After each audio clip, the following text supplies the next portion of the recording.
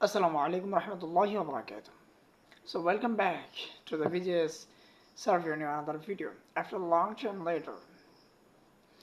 So কেন এতদিন পর হয়তো গেস করতে পারছেন বা না করতে পারলেও সমস্যা নাই আমার খুবই মানে critical time have spend. So যাই হোক, আজকের এই ভিডিওর যে মূল যে টপিক সেটা হলো আমরা যারা আমি শিপিংয়ে কাজ করি বা আমাদের যাদেরকে অনেক সময় মাসলা মাসাইল বা এই জাতীয় কিছু করতে হয়, বলতে হয় মানুষকে, তো তখন আমরা অনেক ক্ষেত্রে করি কি পুরোটা না শুনে বা সঠিকটা না জেনে আমরা একটা কথা বলে দিই, একটা মশালা বলে দিই। সো এই ক্ষেত্রে যেই প্রবলেমগুলো হয় ওইটা নিয়ে আজকের এই ভিডিওর আলোচনা। সো স্পেশালি মানে দুইটা ক্ষেত্রে আমি এখানে মেনশন করব, বাকিগুলো আপনারা গেস করে নেবেন। এক, তালাকের ক্ষেত্রে, আর দ্বিতীয়ত হচ্ছে আপনার জমি যখন আমরা বন্টন করি, যেটাকে আমরা আরবিতে ফারায়েজ বলি বা আমরা আমাদের আমিন শিপিংয়ের ভাষায় জমির বন্টন নীতিমালা পদ্ধতি যেটাকে বলা হয় আর কি। সো এই ক্ষেত্রগুলোতে কিন্তু অনেক বড় ধরনের প্রবলেম কিন্তু এগুলো ক্রিয়েট করে। সো আজকের এই ভিডিওতে সেই বিষয়টা নিয়ে আলোচনা করবো ইনশাআল্লাহ। So let's dive into the video. এই মুহূর্তে কারেন্ট আছে বাট ফ্যান বন্ধ রাখতে হইতেছে, কারণ ভিডিওর সময় ফ্যান চালু দিলে ওই ফ্যানের যে নয়েজ ওইটা অনেকটা বেশি আসবে, যার কারণে আমি চালু দিচ্ছি না। What ever, let's dive into. So আমরা যারা ফারায়েজ করি অনেক সময় আমাদেরকে অনেকে ফারায় সংক্রান্ত অনেক বিষয় নিয়ে প্রশ্ন করে। সো যেহেতু অনেক সময় আমাদেরকে অনেক বিষয় নিয়ে প্রশ্ন করে, সো আমাদের অনেক সময় উত্তর দিতে হয়। শুধু ফারায়েজ না, বিভিন্ন সময় বিভিন্ন বিষয় সংক্রান্ত মানুষ মাসালা জানতে চায়। যেরকম কিছুদিন আগে কোরবানি গেল, কোরবানি সংক্রান্ত অনেকে অনেক ধরনের প্রশ্ন করে। সো আমাদের ওই প্রশ্নগুলো উত্তর দিতে হয়, উত্তর কিন্তু আমাদের দিতে হয়। না জানলে বলতে হয় যে আমি বিষয়টা এখন মনে পড়তেছেন বা এই বিষয়টা আমার আপাতত জানা নেই, আমি আপনাকে জেনে তারপর জানিয়ে দিচ্ছি। সো এরকম কিন্তু আমাদের প্রায়শই করতে হয়। সো এই যে আমরা এই কাজগুলো করি, তো আমাদের যে জানাশোনা যে বিষয়গুলো আছে আমরা অনেকেই মুখে বলে, হ্যাঁ অমুক একজন ধরেন এসে জিজ্ঞেস করলো একজনের 3টা মেয়ে আছে, এখন ওই 3 মেয়ের মধ্যে সম্পদটা কিভাবে আমরা বন্টন করব, এটা কিভাবে তাদের মাঝে আমরা বন্টন করে দেব। সো ওই যে সাকসেসেশনটা নিয়ে আমরা যে এখানে কথাবার্তা বলি উত্তরাধিকারীদেরকে নিয়ে, তিনি কিন্তু আমাদেরকে ধরেন 3টা মেয়ের কথাই শুধু বললো, আর কিচ্ছু বলে নাই। সো এখন আমি তো ওই 3জন মেয়ের উপর বেস করে আমি একটা মাসালা তাকে বলে দেবো, হ্যাঁ যেহেতু 3 মেয়ে আছে, হ্যাঁ 3 মেয়ে সম্পত্তি পেয়ে যাবে। এরপরে যে আরও কারা কারা সম্পদ এখান থেকে পাবে বাকি এত কিছু কিন্তু অনেক সময় বলার সময় হয় না, বা উনি জানতে চান না, বা আমরা শুধু সময়ের কারণে, সময়ের স্বল্পতার কারণে জাস্ট এতটুকু বলে দিই।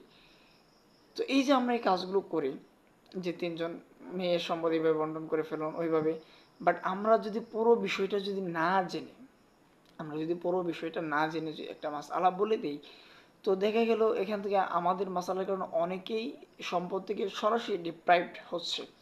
সো এই যে ডিপ্রাইভটা হচ্ছে, মানে আমাদের কারণে হচ্ছে বলতে আমি যেটা বোঝাতে চাচ্ছি, ওই লোকে গিয়ে বলবে যে অমুকে ফতুয়া দিয়ে দিছে বা অমুকে আমাকে বলছে এখান থেকে আর কেউ সম্পদ পাবে না বা এরকম টাইপের একটা কিছু, কিন্তু আমাদের কাছে কিন্তু ক্লিয়ারলি উনিও বলে নাই, আমরাও জানতে চাই নাই। সো যার কারণে টোটাল ব্লেমটা আসে কাদের উপর, আমরা যারা হুজুর আছি অথবা যারা আমরা আমিন শিপিংয়ে আছি অথবা যারা আমরা দুইটাই একসাথে চালাই বা আরও মাল্টিপল প্রফেশনের পাশাপাশি। সো এই ধরনের ক্ষেত্রে আমাদেরকে অনেক সময় না, প্রায় 100% আমাদেরকে সতর্ক থাকতে হবে যে আমরা কি ধরনের মাসআলা বলছি এবং কারা আমাকে জিজ্ঞেস করছে। কিছুদিন আগে আমার আব্বা একটা ফারাজ সংক্রান্ত বিষয় নিয়ে একজনের আমাকে বললো যে একটা ফারাইজ করে দিতে, যে একজন লোকের মুখের কথার উপর ভিত্তি করে জাস্ট ফারাইজটা আমি করে দেব। তো আমি আব্বারে কইছিলাম যে আমি তার মুখের উপর ভিত্তি করে আমি ফারাইজটা কইরা দিলাম। তো কোনো কারণবশত সে তার বোন আছে কি নাই বা তার এখান থেকে আরো অন্যদেরকে ডিপ্রাইভ করে ফেললো, তাদেরকে বঞ্চিত করলো, তাদের কথা আমাকে বলে নাই। সো যেহেতু তাদের কথা আমাকে বলে নাই, আমিও তাদের সম্পর্কে সেরকম জানি না। তো ওই যে লোকটা আমাকে এই কাজটা করলো, তো ওইটার কারণে যদি কোনো অংশীদার যারা আছে তারা যদি বাদ পড়ে যায়, তো তারাই যদি এটার এগেনস্টে গিয়ে যদি কোনো মামলা করে, তখন যদি আমাকে ধরায় যে অমুক আমিনে করে দিছে বা অমুক হুজুরে এই ফারাইজ করে দিছে, তখন তখন তো আমাকে কোর্ট বা আমাকে আদালত আমাকে এই প্রশ্ন করবে যে আপনি কেন ওয়ারিশিয়ান সার্টিফিকেট যেটা আছে বা উত্তরাধিকারী সনদপত্রে যেটা আছে এটা কেন আপনি দেখেন নাই, ওইটা অনুযায়ী কেন আপনি ফারাজ করেন নাই, তখন আমি কি জবাবটা দেব? সো এই ক্ষেত্রগুলোতে আমাদেরকে টোটালি মানে সতর্ক থাকতে হয়। আর তালাকের কথা যেটা বলছিলাম, সো তালাকের বিষয় টোটালি সম্পূর্ণ ভালোভাবে না বুঝে না জেনে কেউ মাসআলা দিবেন না। আর স্পেশালি মুফতি যারা আছেন তারা ছাড়া তো একদমই না, মানে আমার মতন যারা, তো ওই বিষয়গুলো ভালোভাবে জেনে বুঝে তারপর ওইগুলো নিয়ে কথাবার্তা বলা উচিত। একজন একটা লিখিত একটা প্রশ্ন দিল যে আমি আমার স্ত্রীকে বলছি যে তুমি তালাক। এখন আমাদের আহ, 1 মাস বা 1.5 মাস যাবত আমরা একে অপরের সাথে সংসার করছি, 1-1.5 মাস আগে ঘটনা ঘটছে, এখন কি তালাক হয়েছে কিনা। এখন ধরেন উনি 3 তালাকের নিয়ত করে তালাক দিছে, বা স্ত্রীকে বলছে যে তুমি 3 তালাক, এখন এই কথা বললো, আপনাকে তো বলে না যে সে কত তালাক দিল। তো আপনি বলে দিলেন হ্যাঁ আপনার স্ত্রী আছে, অথচ স্ত্রী তালাক হয়ে গেছে, অথবা তার স্ত্রী এখনো তালাক হয় নাই, সম্পূর্ণ তালাক হয় নাই, আপনি বলে দিলেন যে আপনার স্ত্রী তালাক হয়ে গেছে। সো এই ক্ষেত্রগুলোতে আমাদেরকে অবশ্যই সতর্ক থাকতে হবে।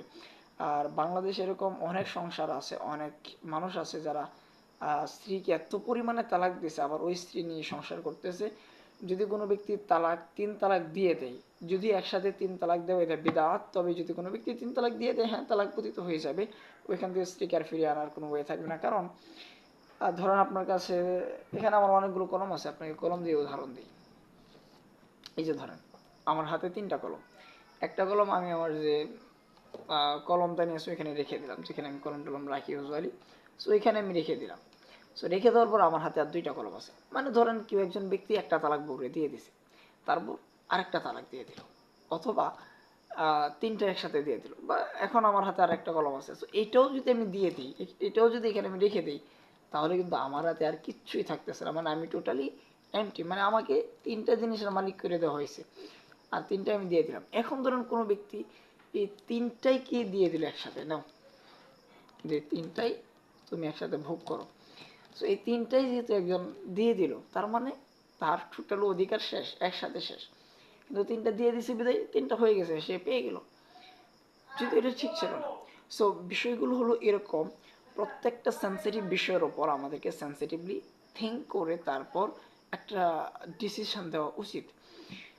সো আদারওয়াইজ অনেক সময় দেখা যাবে হালালটাকে আপনি হারাম বানিয়ে দিচ্ছেন, হারামটাকে হালাল বানিয়ে দিচ্ছেন। So we have to be careful before say any answering any questions. So absolutely trying to concise. So আশা করছি আজকের পর থেকে ইউজুয়ালি যারা প্রশ্ন করেন আমাকে বা অলরেডি করছেন, সো প্লিজ একটু ক্লিয়ারলি বলা ট্রাই করবেন, এবং আমার যে পার্সোনালি কিছু ডিটেলস দেওয়া থাকে ডেসক্রিপশন বক্সের মাঝে, ওইটাকে একটু চেক আউট করবেন। ওইটাকে চেক আউট করে তারপর ইনশাল্লাহ ওইখানে ভালোভাবে বিস্তারিত আমার সাথে কানেক্টেড হয়ে বললেন, বা তখন আমি ওইটা ফ্রি হয়ে দেখে আপনার এটার সঠিক অ্যান্সারটা আমি করে দিতে পারবো। আদারওয়াইজ আমি কিন্তু বলি যে আমারও ভুল হওয়ার সম্ভাবনা আছে। সো আপনার কথার উপর ভিত্তি করে আমি যতটুকু বলবো ততটুকুই সঠিক, বা এর মধ্যেও ভুল হওয়ার পসিবিলিটি থাকে। কারণ আমি মানুষ, পৃথিবীতে প্রতিটা মানুষেরই ভুল হয়, একমাত্র নবীগণ ছাড়া। কারণ আল্লাহ সুবহানাহু ওয়া তাআলা তাদেরকে সরাসরি গাইড করেন, আল্লাহ সুবহানাহু ওয়া তাআলা তাদেরকে সরাসরি গাইড করেন, যে তাদের কোনো ভুল থাকে না, তাদের অতীত বর্তমান ভবিষ্যৎ সব কিছু আল্লাহ সুবহানাহু ওয়া তাআলা ক্ষমা করে দেন। সো এই হলো মূল বিষয়। সো নবী রাসূলদের বিষয় ভিন্ন, ওনারাও মানুষ ছিলেন এবং আমরাও মানুষ, আমাদের থেকে তাদের পদমর্যাদা একটু ভিন্ন, অনেকটাই উপরে, একটু বললে ভুল হবে, অনেকটাই উপরে। তাদের তুলনা আমাদের, আমার সাথে বা আমাদের সাথে তুলনা করে এটা টোটালি বোকামি ছাড়া আর কিছুই না। আল্লাহ সুবহানাহু ওয়া তাআলা আমাদের সকলকে সঠিক বুঝ দান করুন, এবং সঠিক বিষয়গুলো মানুষের সামনে তুলে ধরার মতন তৌফিক দান করুন। এবং বর্তমান বাংলাদেশ ও বিশ্বের যে মানে situation, that's a pretty tough situation for every Muslims and or every people, and this critical situation we have to survive, because as a Muslim we have to fight every unfavorable situation. the tide is not gonna your favorable. Sometimes it's a more than a lot, more than a time, it will be your unfavorable. So nobody fight for truth. Inshallah, we will win.